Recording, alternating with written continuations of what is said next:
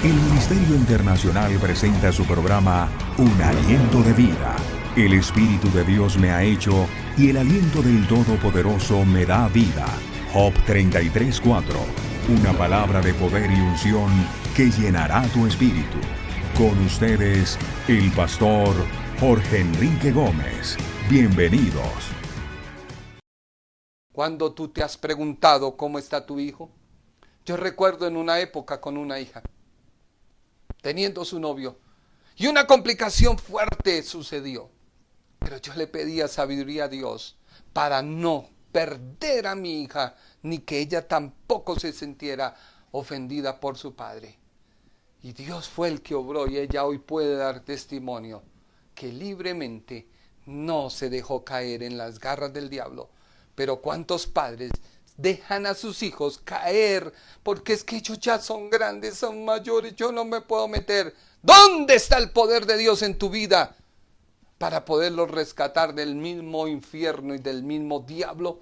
No siendo Dios, Dios se formó como uno de nosotros, tomó forma uno de nosotros, vino a nosotros, nos redimió. ¿Dónde estás tú que dices no me puedo contaminar? No, es que si yo le hablo me contamino, si yo le digo Mentira del diablo. Nadie te puede contaminar porque mire, Samuel, viviendo en la casa del mismo Elí, no se contaminó. Samuel 3:1 dice la Biblia, en aquellos tiempos, Dios se comunicaba muy pocas veces con la gente y no le daba a nadie mensajes ni visiones. ¿Cómo se iba a revelar si la gente no lo conocía? Si tú ya lees el libro de Jueces y tienes en claro de que la gente y la generación de los jueces no conocía a Dios, vas a interpretar y a entender las atrocidades que cometieron estos jueces.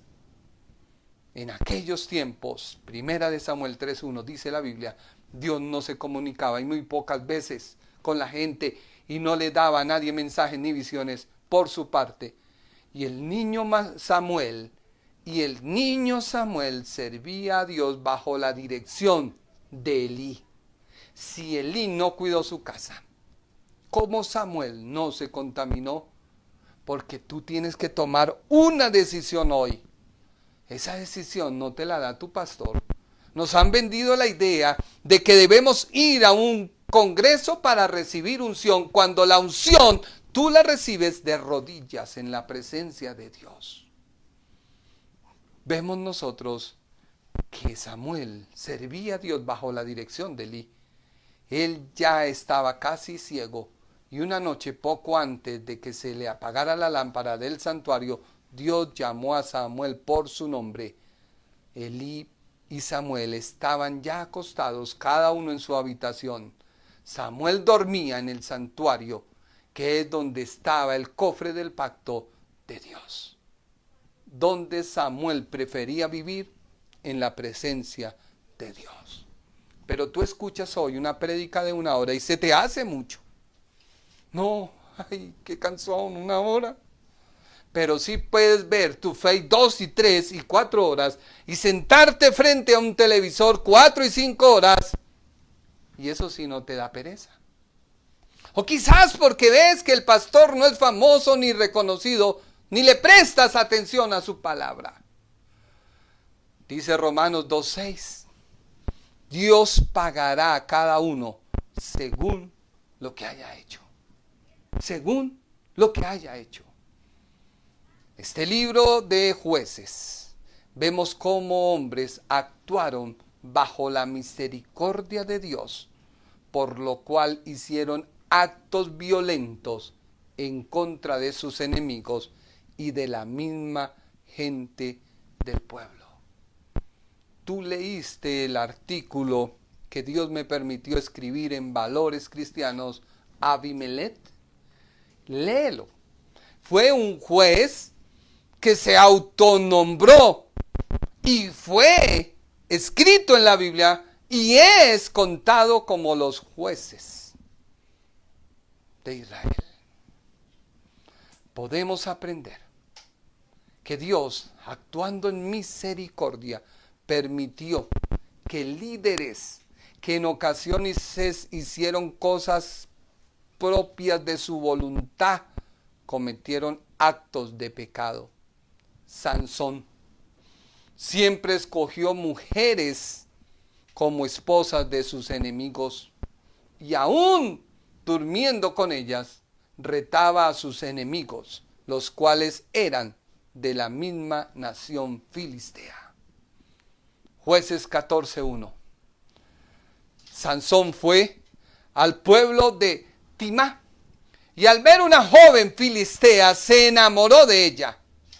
Cuando volvió le dijo a sus padres: he visto en Timná una joven filistea y quiero casarme con ella. Hagan ustedes los arreglos necesarios para la boda. Sus padres entonces le preguntaron: ¿por qué tienes que elegir como esposa a una mujer de esos filisteos que no conocen a Dios? Pues es que Sansón tampoco conocía a Dios. Una cosa es que Dios se te revele y que tú no lo conozcas, y lo vas a ver en el mismo libro de Jueces. Como dice el dicho popular, hay gente que cuando aún ve a Dios se asusta. La gente no conocía a Dios y buscaban y se entremezclaban. Esa gente, dice la Biblia, esa muchacha es que no me gusta. Vayan a pedirle para que sea mi esposa.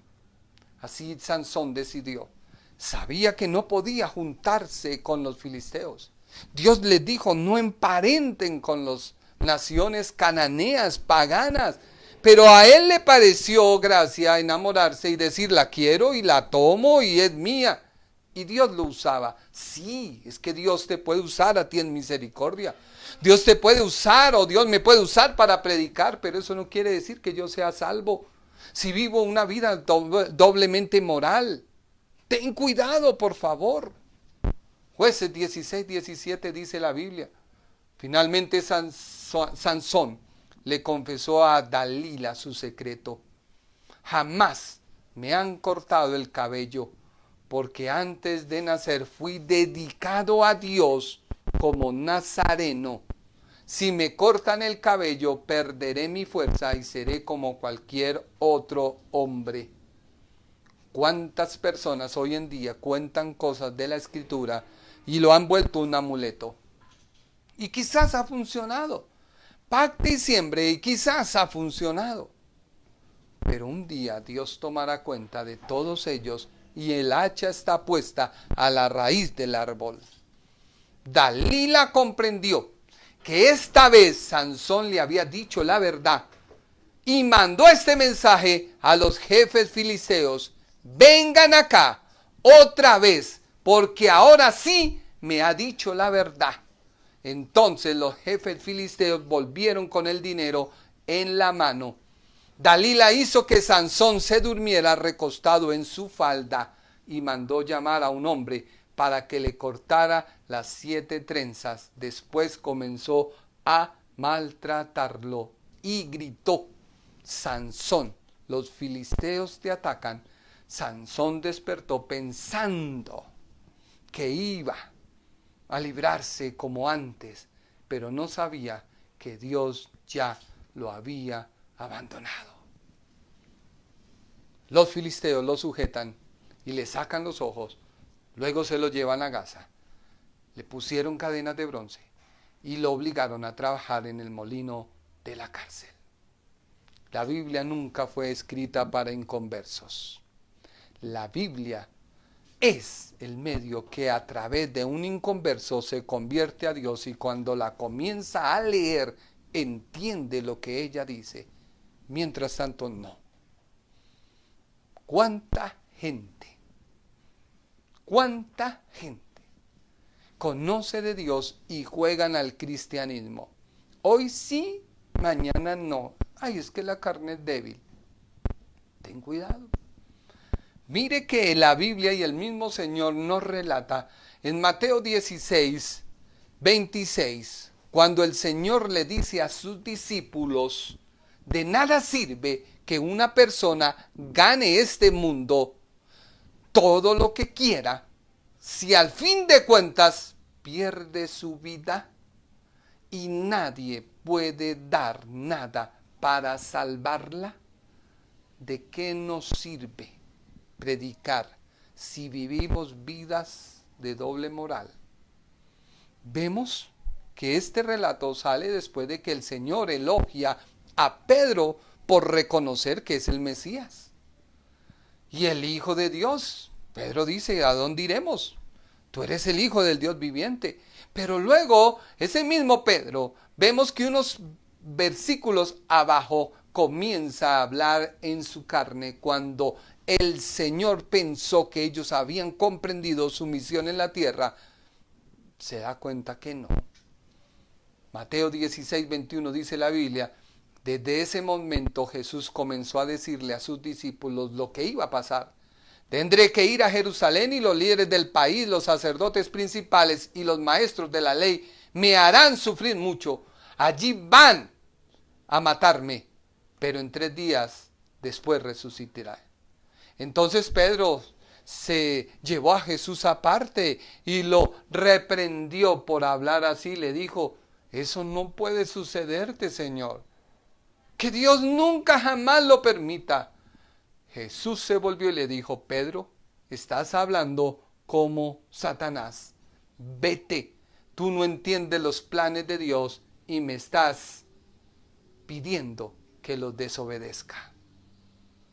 Ten cuidado, iglesia, que sigamos como la rana que me puse a investigar.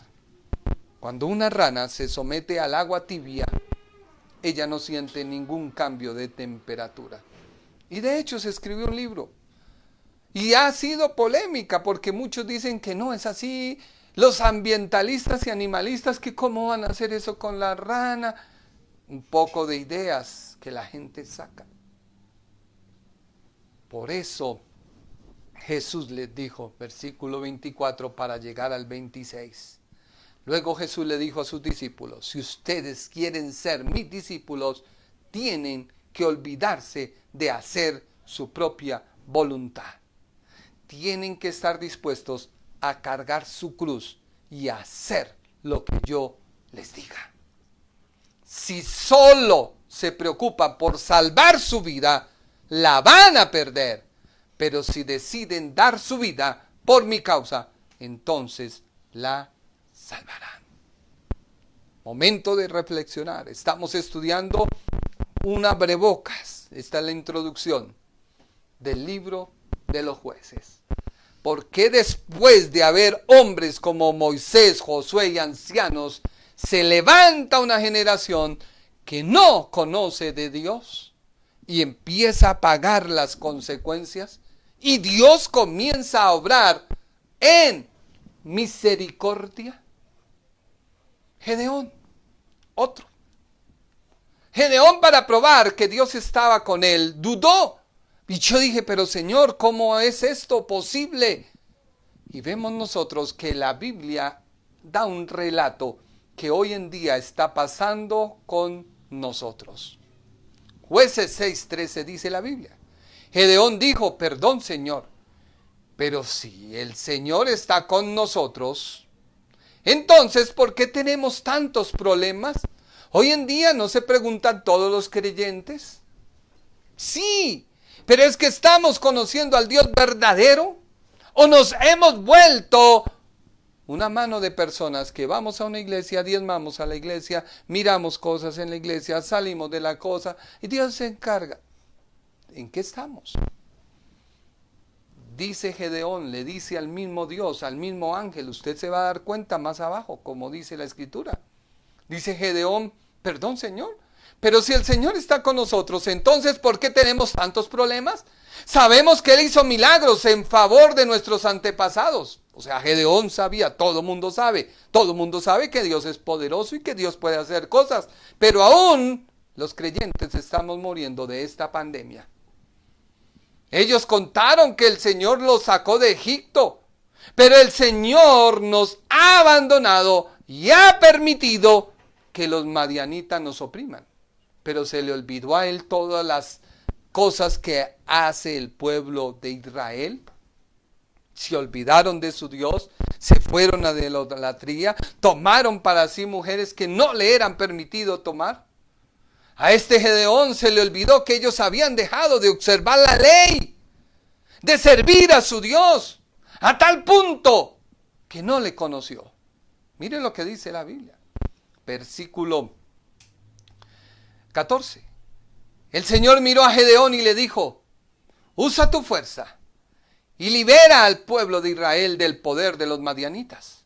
Yo te envío a que los salves.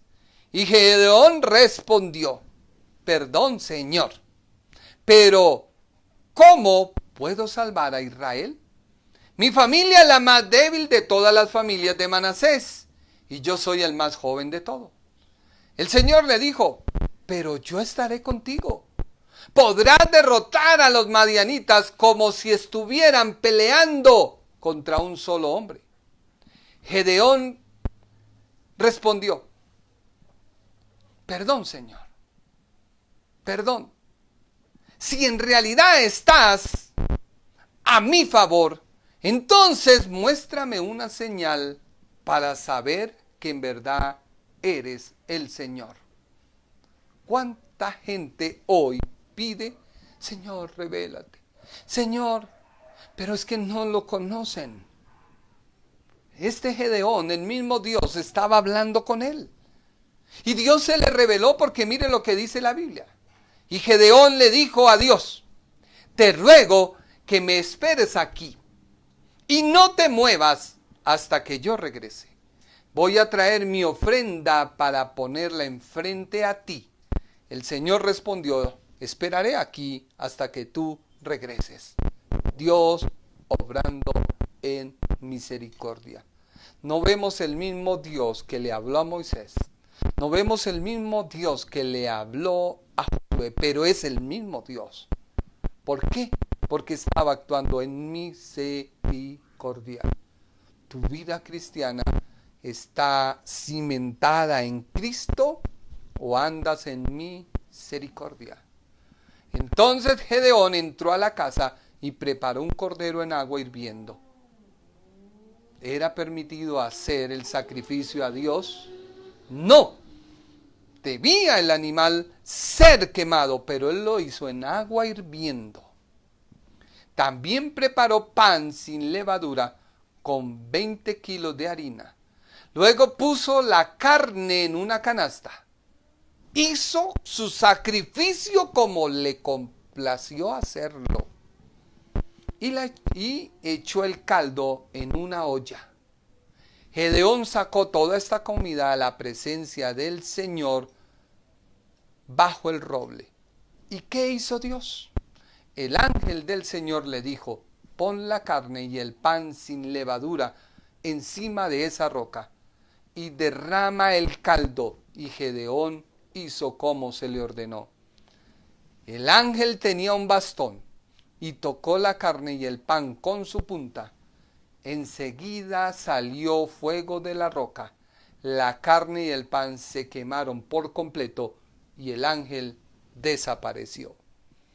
¿Era así como se debía ofrecer un sacrificio a Dios? No. No.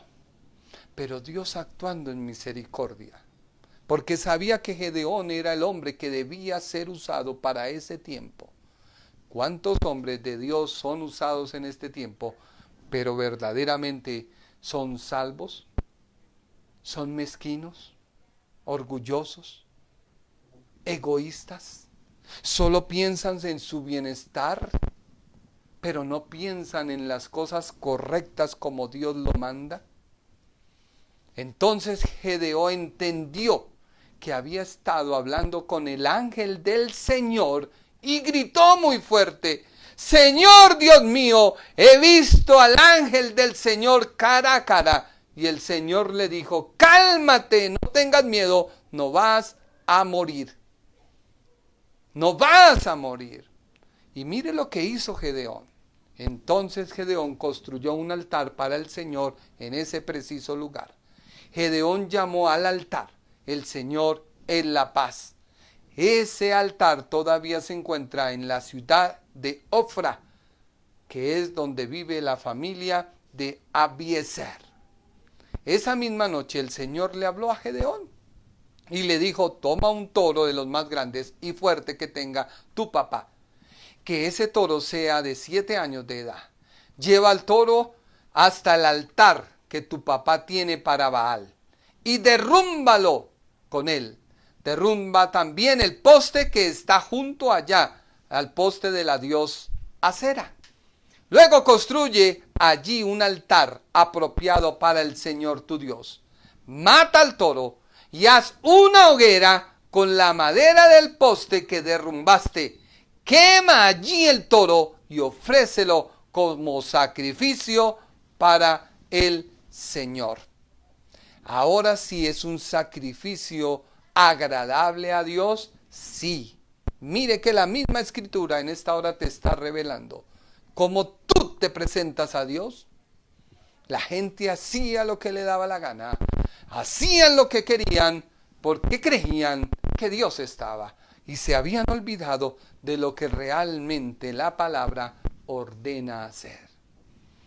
Gedeón llama a 10 de sus hombres para que le ayuden a hacer lo que el Señor le había mandado. Sin embargo, Gedeón tenía miedo de lo que viera su familia o la gente del pueblo. Así actuó Moisés, Josué, Aarón. No. Esta gente no conocía de Dios, pero Dios en su misericordia, amando a su pueblo, cumpliendo el pacto que había hecho, tenía misericordia de Israel.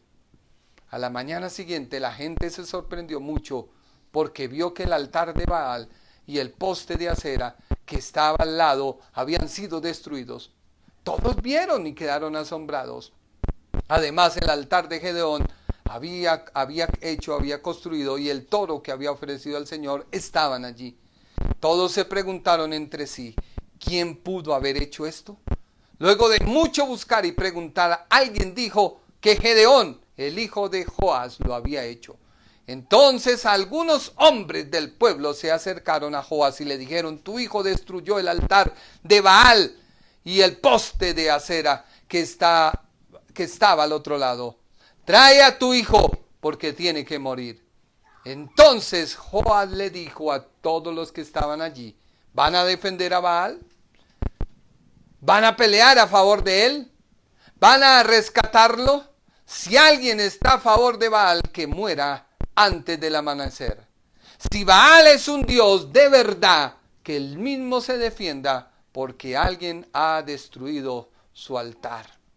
Joás dijo: si Gedeón destruyó el altar de Baal, entonces que Baal se enfrente con él. Y ese mismo día Joás le dio otro nombre a su hijo y lo llamó Jerubbaal.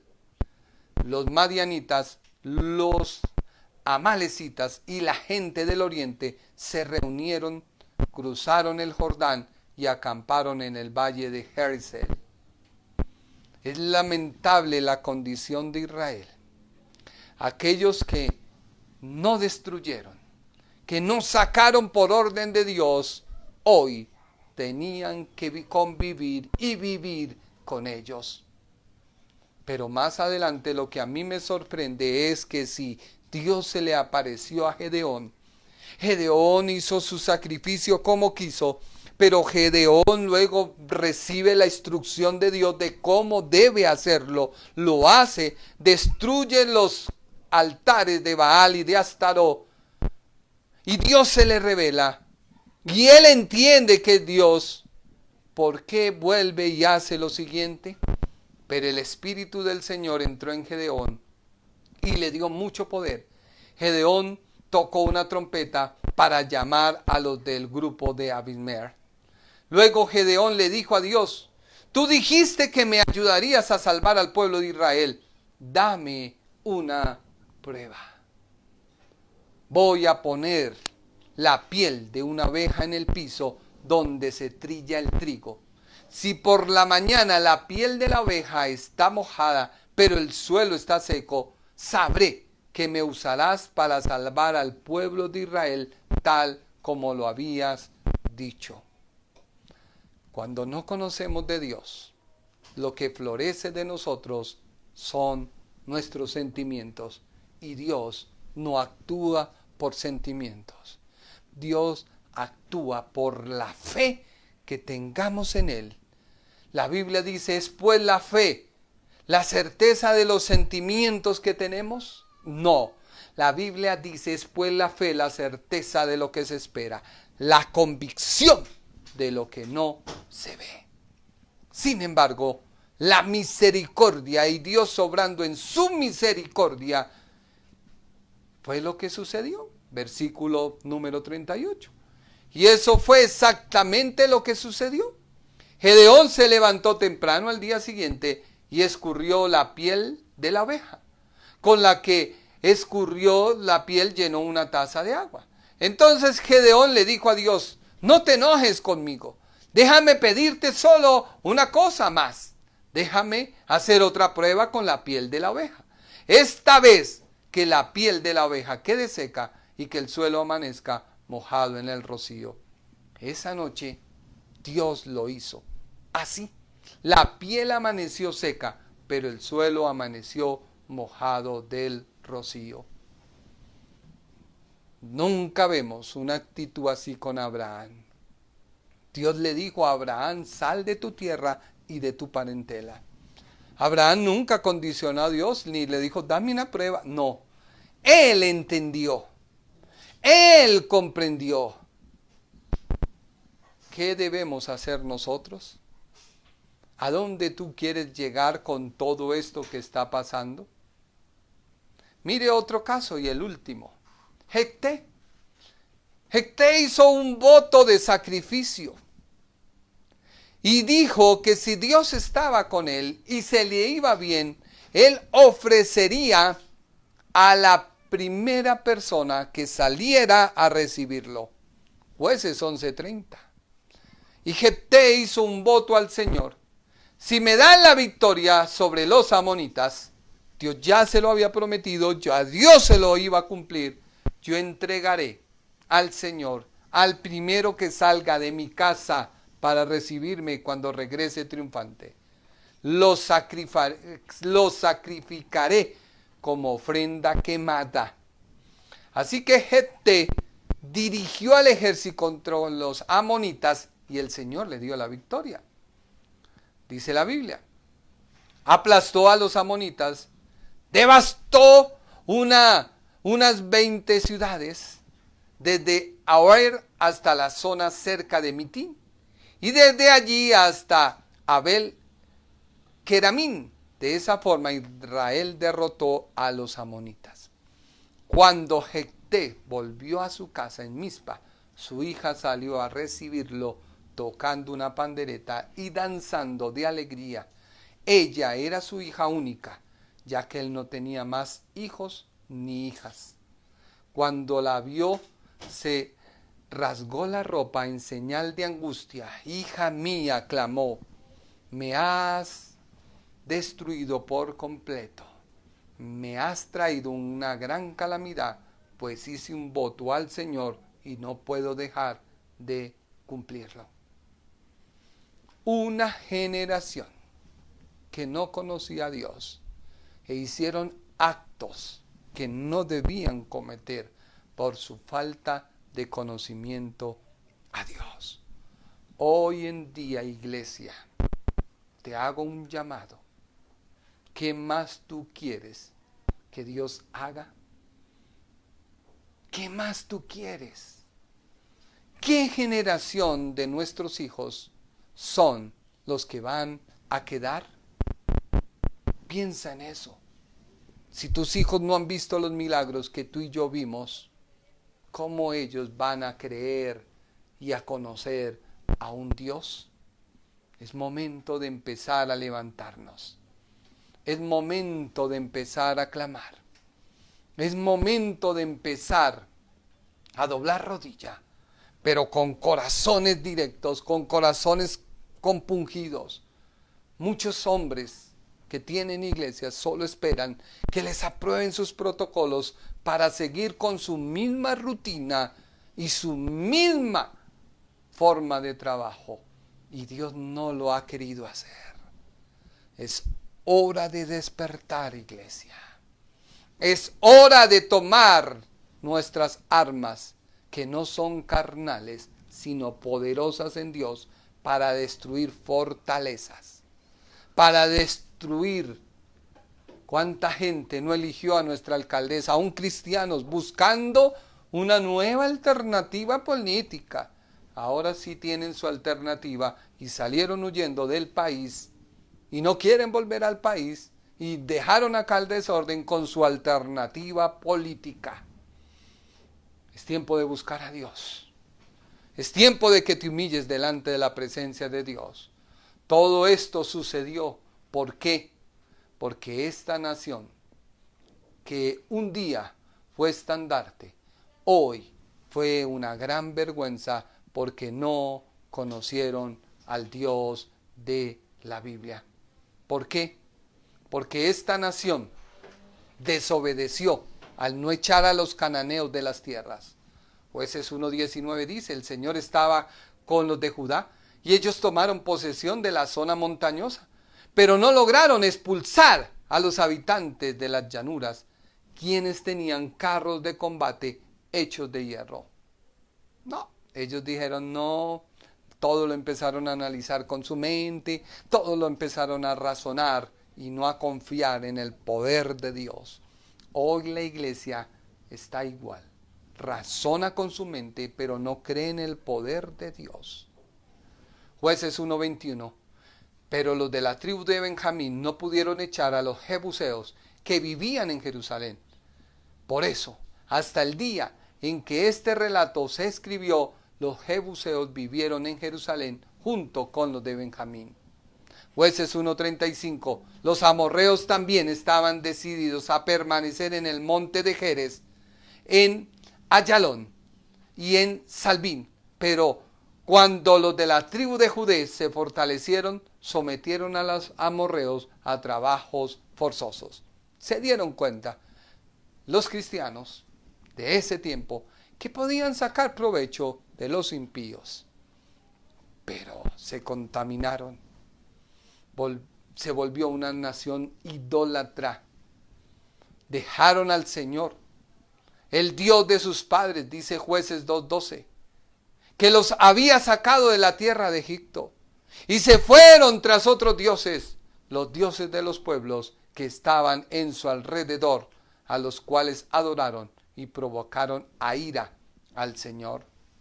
Se casaron con cananeos impíos. Jueces 3, 5 y 6 dice, así los hijos de Israel hablaban entre los cananeos, heteos, amorreos, fereceos, heveos y jebuseos, y tomaron de sus hijas por mujeres, y dieron sus hijas a los hijos de ellos, y sirvieron a sus dioses. La iglesia se está contaminando. La iglesia está esperando que esto pase, pero la iglesia no está haciendo nada. La iglesia no está proclamando ayuno. La iglesia no está proclamando oración para arrepentirnos. Porque todo mundo, la fácil, una cámara, un micrófono y programan a través del Face. Y la iglesia en casa, sí, qué bien, qué bueno. Pero no hemos tenido un verdadero arrepentimiento. A través del Face, ¿qué milagros están pasando? A través del Face, ¿qué Dios está haciendo? Ten cuidado. No obedecían a los jueces que Dios les levantó. Jueces 2:17 dice, sin embargo, los israelitas tampoco le hicieron caso a los jefes. No fueron fieles a Dios, sino que siguieron a otros dioses. Sus antepasados obedecieron los mandamientos del Señor, pero ahora los israelitas habían cambiado y ya no obedecían al Señor. Ellos dejaban A Dios una vez moría un líder. Jueces 2:19. Pero al morir el jefe de los israelitas volvían a pecar. Su comportamiento era peor que el de sus padres, pues servían y adoraban a otros dioses y tercamente se negaban a cambiar de actitud. ¿Qué iglesia es la que está quedando? ¿Una iglesia de tecnología? ¿Una iglesia que predica a Dios a través del Face? ¿Qué estamos levantando? Es un buen momento de hacernos un reto personal. ¿Qué estás viviendo tú en tu casa? Quizás tú por medio, o quizás tú por miedo de no contagiarse, has sacado de tu casa a tu esposo y lo tienes en otro lugar. Mientras tanto, tú tienes que resguardar a tu padre que es anciano y a tu madre que es anciana, porque cuidado me lo contaminan, cuidado me lo tocan. El virus es real, el virus está tocando a los cristianos. Sí es real, pero yo confío en la promesa que dice que ningún mal tocará mi casa. Pero para poderlo confesar, también debo vivir lo que predico. Debo amar a mi familia, a mi esposa, a mis hijos. Debo amar a quienes están a mi lado. Tengamos cuidado y pidamos a Dios que si esta palabra es de Él, Dios pueda permitir que tú reflexiones en esta hora. Hago un llamado a todo mundo. Todo mundo se está preguntando y preparando, pero realmente el dueño de todo está en mi corazón. Estamos en un tiempo de gracia y misericordia. Estamos viviendo un tiempo, pero ¿qué está pasando con las demás generaciones que no han visto los milagros que nosotros vimos? Ten cuidado. Vamos a orar. Padre Celestial, te doy gracias por tu palabra. Yo te pido a ti en esta hora, Señor, si esta palabra es tuya, haz que corra. Que quizás las personas que en esta hora me ven, que quizás en esta hora las personas, Señor, que me están viendo y que no van a compartir, que este mensaje corra. Aún, Señor, tú mismo use los ángeles del cielo para que lo compartan. ¿Qué generación vamos a dejar? Nosotros que hemos visto tu gloria, aún nos estamos dejando adormecer por el mismo diablo, quedándonos quietos, porque en el lugar donde más nos contaminamos es la iglesia. Es la iglesia. Y quizás nuestros hijos están creciendo bajo la era de la tecnología, donde están conociendo a un Dios de la Biblia, pero no están viendo milagros ni prodigios que el mismo Dios de la Biblia sigue haciendo hoy en día.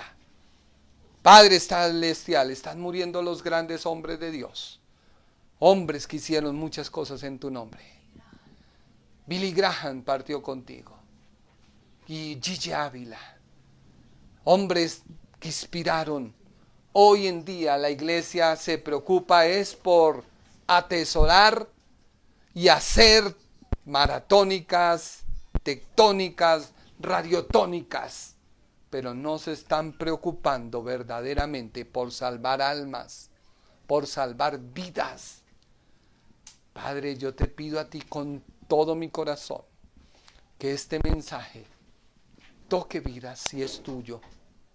Que aún la gente cuando lo esté viendo comience a llorar y a reflexionar, Señor, ¿a dónde quedará la gran comisión que tú nos diste? Satanás está tomando ventaja, la tecnología está tomando ventaja. Padre, por favor, ten misericordia. Levanta hombres y mujeres que prediquen tu palabra y que todos aquellos que vean esta palabra, por favor, se arrepientan y nos arrepentamos y empecemos a buscar a un Dios verdadero y salgamos de nuestra comodidad. Padre, a ti te doy la gloria, a ti te doy la honra, te doy la alabanza. Mi hermano, mi amigo, usted que me ha visto, muchas gracias por su tiempo. Muchas gracias por estar con nosotros. Yo solo le pido a Dios que este mensaje llegue. Hoy todo el mundo se preocupa por sí, pero no se preocupa por verdaderamente demostrar al Dios de la Biblia. No, sé que están cambiando las cosas y van a cambiar, pero la iglesia debe volverse a reunir y la iglesia debe ir con fuego y poder, y esto se logra cuando la iglesia verdaderamente entienda cuál es el Dios de la Biblia. El Ministerio Internacional presentó su programa Un Aliento de Vida. Venid a mí los que estáis trabajados y cargados, y yo os haré descansar. Mateo 11:28. Un aliento de vida. Una palabra de poder y unción que llenará tu espíritu.